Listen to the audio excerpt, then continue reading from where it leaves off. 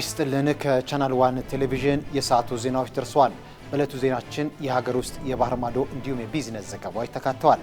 ሀያሉ ልመንህ ዜናዎቹን እመራላችኋለሁ። አብራችሁ ዳሽን ባንክ የተከበረውን የረመዳን ወር ምክንያት በማድረግ ከደንበኞቹ ጋር ያለውን አብሮነት ለመግለጽ ልዩ የኢፍጣር መርሃ ግብር በሸራተን አዲስ አካሄደ። መርሃ ግብሩ ባንኩ ካሉት ደንበኞች መካከል ከ1.5 ሚሊዮን በላይ የሚሆኑት ከወለድ ነፃ አገልግሎት ተጠቃሚ መሆናቸውን ተከትሎ የባንኩ ማህበራዊ ተሳትፎ ለማሳደግና ከደንበኞቹ ጋር ያለውን ግንኙነት ይበልጥ ለማጠናከር ያለመ መሆኑ ተመላክቷል። ለዝርዝሩ አማሩ ገብሩ።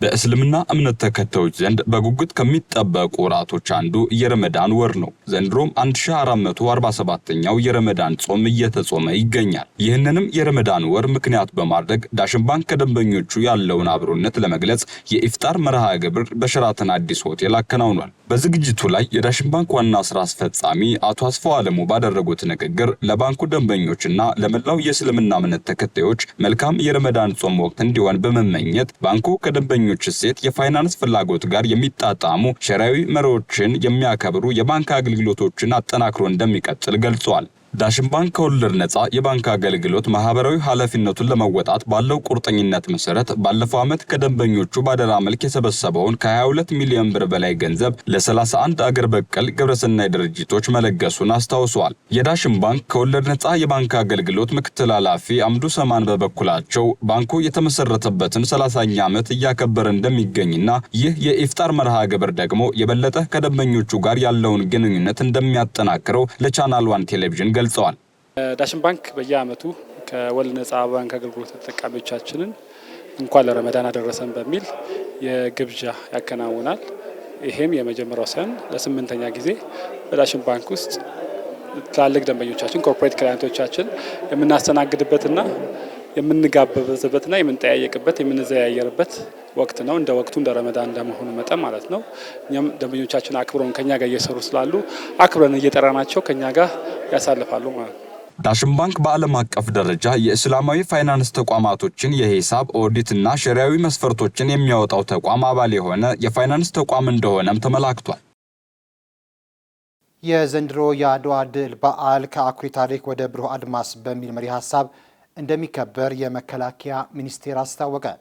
የመከላከያ ሚኒስቴር አይሻ መሐመድ 130ኛውን የአድዋ ድል በዓል አከባበር አስመልክቶ ዛሬ እንደተናገሩት በዓሉ ከአኩሪ ታሪክ ወደ ብሩህ አድማስ በሚል መሪ ሀሳብ በሀገር አቀፍ ደረጃ ለማክበር አስፈላጊውን ዝግጅት ተጠናቋል ብለዋል። ለዝርዝሩ ማለት ደመላሽ።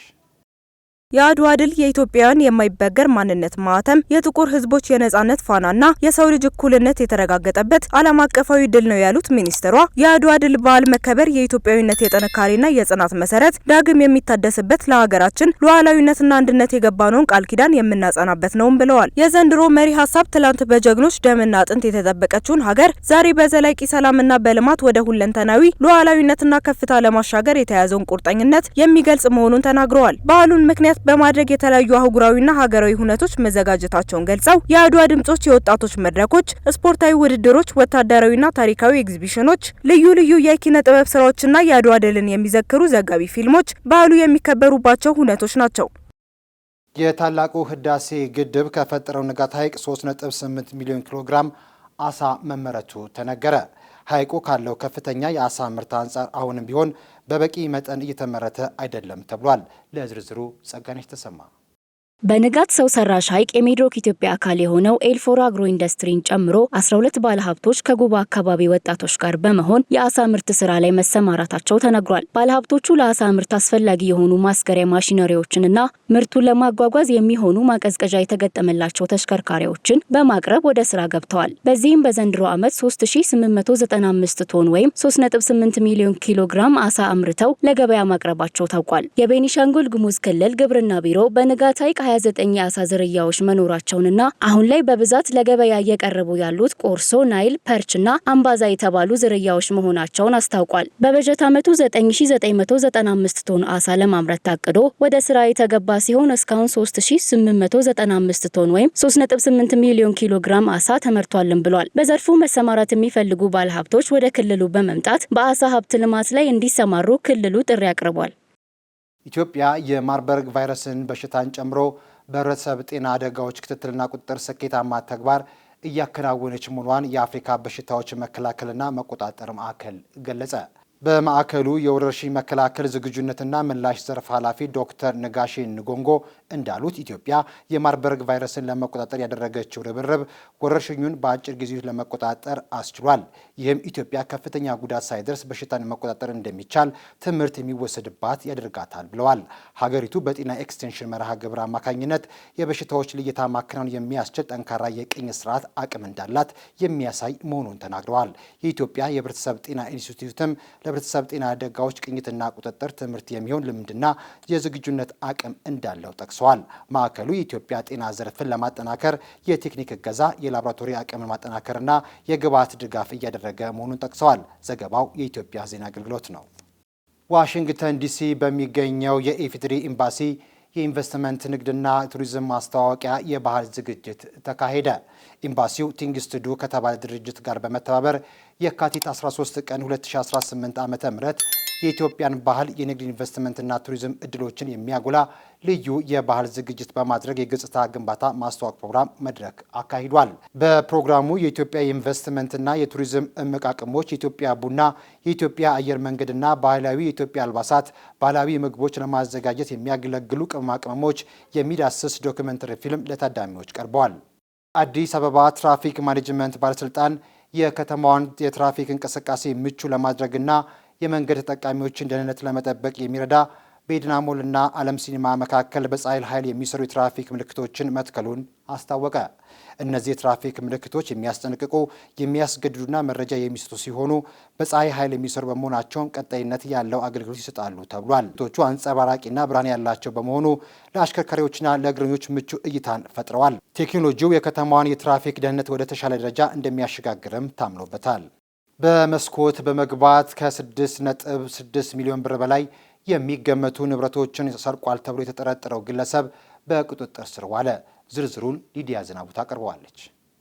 የአዲስ አበባ ፖሊስ ጠቅላይ መምሪያ እንዳስታወቀው ተጠርጣሪው የስርቆት ወንጀሉን የፈጸመው የካቲት 12 ቀን 2018 ዓ.ም በቦሌ ክፍለ ከተማ ወረዳ 3 ልዩ ቦታው ሳፋየር አዲስ ሆቴል አካባቢ ከሚገኝ አንድ አፓርትመንት 8ኛ ፎቅ ከምሽቱ 5 ሰዓት ገደማ ነው። ተጠርጣሪው በአፓርታማው በሚገኝ አንድ ሬስቶራንት በአስተናጋጅነት የሚሰራ ሲሆን የግል ተበዳይ የመኝታ ክፍል መስኮት አለመዘጋቱን በማረጋገጥ ከወርቅና ከዳይመንድ የተሰሩ ልዩ ልዩ የአንገት ሐብል፣ የጣት ቀለበት፣ የእጅ ብራስሌትና የጆሮ ጌጣጌጦች 800 የአሜሪካ ዶላር፣ 2 ሞባይል ስልኮችና የተለያዩ ጌጣጌጦችን በመኝታ በኩል በሚገኝ መስኮት ዘሎ በመግባት የስርቆት ወንጀሉን ፈጽሞ ከአካባቢው ተሰውሯል ብሏል። የግል ተበዳይን አቤቱታ የተቀበለው የቦሌ ክፍለ ከተማ ፖሊስ መምሪያ የአደይ አበባ ስቴዲየም አካባቢ ፖሊስ ጣቢያም የወንጀል ፈጻሚውን ማንነት ለማረጋገጥ ህንጻው ላይ በተገጠመው የደህንነት ካሜራ አማካኝነት በማረጋገጥና ክትትል በማድረግ ግለሰቡ ለጊዜው ተሰውሮ ከነበረበት ሜክሲኮ አካባቢ ከሚገኝ አልጋ ቤት ከነ ንብረቶቹ በቁጥጥር ስር መዋሉን አስታውቋል። ማንም ሰው ወንጀል ፈጽሞ ከህግ ማምለጥ እንደማይችል የገለጸው የአዲስ አበባ ፖሊስ ጠቅላይ መምሪያ ህብረተሰቡ በመኖሪያ ቤትም ሆነ የሚያርፍባቸው ቦታዎች ደህንነታቸው የተጠበቀ መሆኑን በሚገባ ማረጋገጥ እንደሚገባም ጭምር መልእክቱን አስተላልፏል።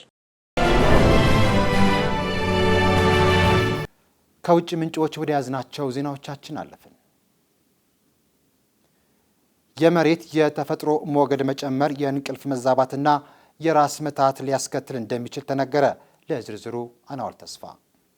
የመሬት የልብ ትርታ በመባል የሚታወቀው የሹማን ሬዞናንስ የንዝረት መጠን በየካቲት ወር ባልተለመደ ሁኔታ መጨመሩን የጠፈር አየር ሁኔታ ተቆጣጣሪዎች አስታውቀዋል። ይህ ተፈጥሯዊ የኤሌክትሮማግኔቲክ ሞገድ አብዛኛውን ጊዜ በሰከንድ 7.83 ጊዜ የሚርገበገብ ቢሆንም በፀሐይ ላይ በተከሰተ የጨረር ፍንዳታ ምክንያት መዛባት እንደታየበት ተገልጿል። የመሬት ንዝረት መዛባት ከሰዎች የአእምሮ ሞገድ ጋር ተመሳሳይ ድግግሞች ስላለው እንደ ራስ ምታት፣ ማዞር፣ የእንቅልፍ መዛባትና በጆሮ ውስጥ የሚሰማ የማያቋርጥ ጩኸት ያሉ የጤና እክሎች ሊያስከትል እንደሚችል ተጠቁሟል። ከመሬት ተፈጥሯዊ ድምጽ ጋር የተሳሰረ በመሆኑ ድንገተኛ የንዝረት ለውጥ የሰው ልጅ የእንቅልፍ ዑደት ሊያናጋ ይችላል የሚል ስጋት መኖሩንም ተነግሯል። ምንም እንኳን ባለፈው ወር የንዝረት መለኪያው ከፍተኛ ደረጃ ላይ ደርሶ የነበረ ቢሆንም ሳይንቲስቶች ክስተቱ በሰው አካል ላይ ስለሚደርሰው ቀጥተኛ ጉዳት ገና ተጨማሪ ጥናት እንደሚያስፈልግ ገልጸዋል። የጃፓን ተመራማሪዎች የታዩት የጤና ምልክቶች ከሌሎች አካባቢያዊ ሁኔታዎች ጋር ሊያያዙ እንደሚችሉ በመጠቆም ጉዳዩ በጥንቃቄ መከታተል እንደሚገባ አሳስበዋል ሲል ኒውዮርክ ፖስት ዘግቧል።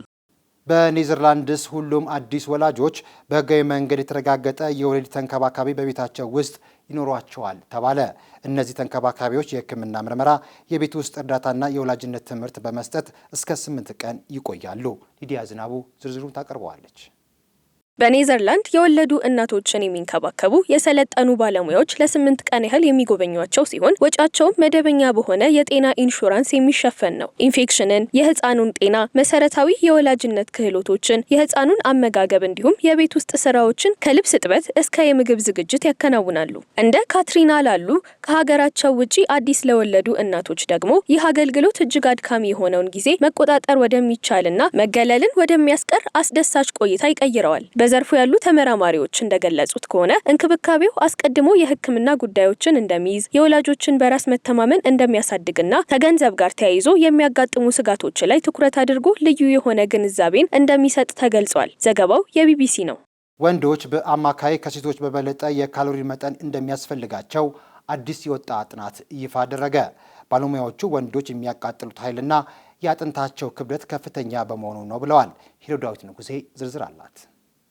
ተመራማሪዎች ወንዶች በአማካኝ ከሴቶች በበለጠ የካሎሪ መጠን እንደሚጠቀሙ እያብራሩ ይገኛል። የእንግሊዝ ብሔራዊ የጤና አገልግሎት ድርጅት ጥናት እድሜያቸው ከ19 እስከ 64 ለሆኑ አዋቂዎች ለሴቶች 2000 ካሎሪ፣ ለወንዶች ደግሞ 2500 ካሎሪ እንደሚያስፈልግ ያስቀምጣል። ለህፃናትና ለሽማግሌዎች የሚፈለገው የካሎሪ መጠን ደግሞ ይቀንሳል። ባለሙያዎች ወንዶች ከሴቶች በበለጠ ካሎሪ ይጠቀማሉ ያሉበት ምክንያት የወንዶች ጡንቻ ከሴቶች በበለጠ ክብደት የሚመዝን በመሆኑ ሲሆን የሴቶች የስብ ክምችት ደግሞ ከወንዶች የበለጠ በመሆኑ ነው። ታዲያ ጡንቻ የሚያቃጥለው ካሎሪ ስብ ከሚያቃጥለው ይልቅ ከፍ ያለ ነው። በተጨማሪም በወንዶች ላይ የሚከናወነው የምግብ መፈጨት ከሴቶች በተሻለ ፈጣን መሆኑና ወንዶች የሚጠቀሙት የኃይል መጠን ከፍተኛ መሆኑ ለዚህ በምክንያትነት ተጠቅሷል። ታዲያ እነዚህ የካሎሪ ልዩነቶች ሴቶችና ወንዶች ከሚመገቡት ምግብ ልዩነት ብቻ የሚመጣ ሳይሆን በሆርሞን ልዩነት አማካኝነት የሚመጡ ናቸው ሲሉ ባለሙያዎች አብራርተዋል። ከዚህ በተጨማሪም ከሰውነት የክብደት መጠን፣ ርዝመት፣ የስራ ሁኔታ አንጻር ከሰው ሰው የሚያስፈልጉ የካሎሪ መጠኖች ይለያያሉ። ካሎሪ ማለት ሰውነታችን ከካርቦሃይድሬት፣ ፕሮቲንና ስብ ምግቦች የሚወስደው የኃይል መጠን ነው። ዘገባው የዘጋርዲያን ነው። ቻይናውያን ሳይንቲስቶች የፈንዲሻ ማዝ ያለው ቲማቲም በዘረመል ማሻሻያ ዘዴ ፈጠሩ። በምስራቅ ቻይና ዢጂያንግ ግዛት በሚገኝ የምርምር ግሪን ሃውስ ውስጥ እጅግ ማራኪና ጣፋጭ የሆነ የፈንዲሻ ማዝ ያላቸው ቲማቲሞች ለእይታ በቅተዋል። ለዝርዝሩ አናወር ተስፋ። ይህ አዲስ ግኝት በአጋጣሚ የተገኘ ዝርያ ሳይሆን በዘረመል ማስተካከያ መሳሪያ አማካኝነት በቲማቲም የዘረመል ላይ በተደረገ ጥንቃቄ የተሞላበት የቀዶ ጥገና መሰል ማሻሻያ የተገኘ ውጤት ነው። ሳይንቲስቶቹ የመዓዛ ውህዶችን እንዳይዋጡ የሚያግዱ ሁለት ዘረመል እንዲጠፋ በማድረግ ቲማቲሙ እንደ ቆንጆ መዓዛ ያለው ሩዝ ወይም እንደ ትኩስ ፋንዲሻ የሚመስል ሽታ እንዲያወጣ ማድረግ ችለዋል። ቲማቲም በዓለም ላይ በከፍተኛ መጠን ከሚመረቱ አትክልቶች መካከል አንዱ ሲሆን በ2023 ብቻ ቻይና ከ70 ሚሊዮን ቶን በላይ በማምረት የዓለምን ሰፊ ድርሻ ይዛለች። ይሁን እንጂ ይህ ሰፊ ምርት ተጠቃሚዎች ሲያማርሩበት የቆዩበት አንድ ችግር ነበረበት። እሱም የቲማቲሙ ጣዕም እየጠፋ መምጣቱ ነው። የቻይናና የአውስትራሊያ ተመራማሪዎች ቡድን ግን የቲማቲሙን የቀድሞ ጣዕም ለመመለስ ከመሞከር ይልቅ መዓዛ ካለው ሩዝ በመነሳት ይህንን አዲስ ማራኪ ሽታ ያለው ዝርያ መፍጠርን መርጠዋል። የዓለማችን እጅግ አደገኛ የዕፅ አዘዋዋሪ የሚባለው ግለሰብ ኤልሜንቾ መገደልን ተከትሎ በሜክሲኮ ከፍተኛ ግጭት ተቀሰቀሰ። እስካሁን ከ25 ያላነሱ የሜክሲኮ ብሔራዊ ዘብ አባላት በግጭቱ ተገድለዋል። ለዝርዝሩ ሄሮዳዊት ንጉሴ።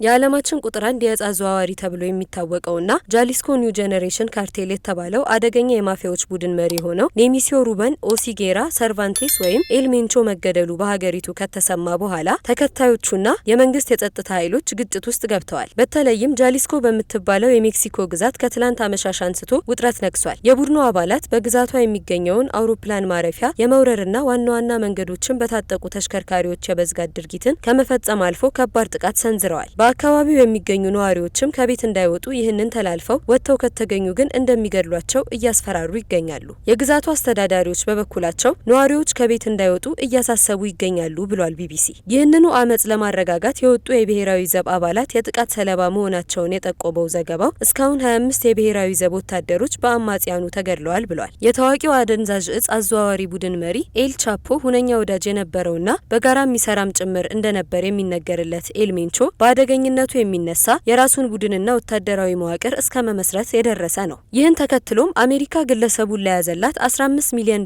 ለመስጠት ቃል ገብታ ነበር። በዚህ አደገኛ ቡድን መሪ መገደል ምክንያት በሜክሲኮ የተቀሰቀሰው ግጭት ማቆሚያ አይኖረውም የሚል ስጋት ፈጥሯል።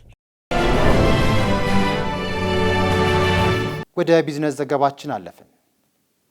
ከየካቲት 1 ቀን 2018 ዓ.ም ጀምሮ በሚፈጸሙ ማንኛውም የባንክ ግብይቶች ላይ አዲስ የአገልግሎት ክፍያ ስሌት ተግባራዊ እንዲሆን መወሰኑን የኢትዮጵያ አደጋ ስጋት ስራ አመራር ኮሚሽን አስታወቀ። ለዚህና ሌሎች የቢዝነስ ዘገባዎች ማለት ነው ምላሽ ከየካቲት 1 ቀን 2018 ዓ.ም ጀምሮ በሚፈጸሙ ማንኛውም የባንክ ግብይቶች ላይ አዲስ የአገልግሎት ክፍያ ስሌት ተግባራዊ እንደሚሆን መወሰኑን የኢትዮጵያ አደጋ ስጋት ስራ አመራር ኮሚሽን አስታውቋል። ኮሚሽኑ ለሁሉም ባንኮች ባስተላለፈው ጥብቅ ማሳሰቢያ መሰረት በደንብ ቁጥር 576/2018 ዓ.ም ላይ በተቀመጠው የማስከፈያ ስሌት መሰረት ክፍያዎችን በመሰብሰብ በኢትዮጵያ ብሔራዊ ባንክ ለተከፈተው የኢትዮጵያ አደጋ ስጋትና ምላሽ ፈንድ ጽሕፈት ቤት ሂሳብ ገቢ እንዲያደርጉ ታዘዋል። በዚህም መሰረት በዲጂታል ባንኪንግ አገልግሎት ተጠቃሚ የሆኑ ደንበኞች ከሚከፍሉት መደበኛ የአገልግሎት ክፍያ ላይ የ5% ተጨማሪ ክፍያ የሚሰበሰብ ይሆናል። ከዚህ በተጨማሪም ባንኮችና ጥቃቅን የፋይናንስ ተቋማት ከሚሰጡት ማንኛውም አይነት መደበኛ ብድር ላይ የ1% የፈንድ ክፍያን ተጨምሮ የሚሰበሰብ እንደሆነ ተመላክቷል። እንደ አዲሱ መመሪያ ዝርዝር ሁኔታ ይህ የገቢ አሰባሰብ ሌሎች ዘርፎችንም የሚጨምር ሲሆን ከኢንሹራንስ ኩባንያዎች የፕሪሚየም ክፍያ ላይ የ1%፣ ከሀገር ውስጥ የአየር በረራ የትኬት ሽያጭ ላይ 100 ብር፣ ከቴሌኮሙኒኬሽን ድምጽና ዳታ አገልግሎት የአየር ሰዓት ሽያጭ ላይ የ5% እንዲሁም ከነዳጅ ሽያጭ በእያንዳንዱ ሊትር ላይ 1 ብር ለፈንዱ ገቢ ይደረጋል። ይህ አዲስ አሰራር የሀገሪቱን የአደጋ ስጋት የመከላከልና ምላሽ የመስጠት አቅምን ለማጠናከር ታስቦ የተዘረጋ መሆኑም ተገልጿል። በየካቲት ወር የሚሰበሰበው ክፍያም እስከ መጋቢት ወር ድረስ ለፈንዱ ገቢ እንደሚደረግ መመሪያ ተሰጥቷል። መረጃው የካፒታል ነው።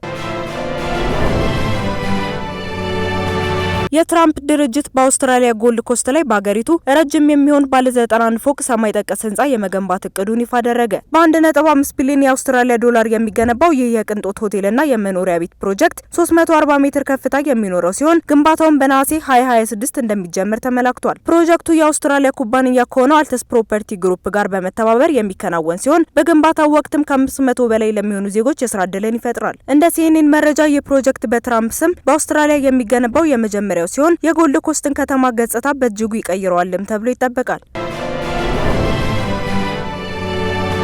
ፊች ሬቲንግስ የቻይና የሀገር ውስጥ የፋይናንስ አለመመጣጠን ከፍተኛ ደረጃ ላይ መድረሱን አስታወቀ። እንደ ድርጅቱ ገለጻ የቻይና ህዝብ የፍጆታ ፍላጎት መቀዛቀዝና በቅርቡ የታየው የካፒታል ወጪ መቀነስ ለዚህ አለመመጣጠን ዋነኛ ምክንያቶች ናቸው። ይህም በቻይና ምጣኔ ሀብት ላይ ያለውን የገንዘብ ፍሰት ሚዛን እያሳጣው መሆኑን ፊች ገልጿል። አክሎም ይህ መዋቅራዊ ችግር በሀገሪቱ የኢኮኖሚ እድገትና የፋይናንስ ዘርፍ መረጋጋት ላይ ተጽዕኖ ሊያሳድር እንደሚችል አስጠንቅቋል። መረጃው ያናዶሉ ነው። በመጨረሻም ሜትሮሎጂ በዘንድሮ የበልግ ወቅት በሚኖረው ከፍተኛ ዝናብ ምክንያት በከተሞች የጎርፍ አደጋ ሊከሰት ስለሚችል አስፈላጊው ቅድመ ጥንቃቄ ሊደረግ እንደሚገባ የኢትዮጵያ ሜትሮሎጂ ኢንስቲትዩት አሳሰበ። ለዝርዝሩ አማሩ ገብሩ።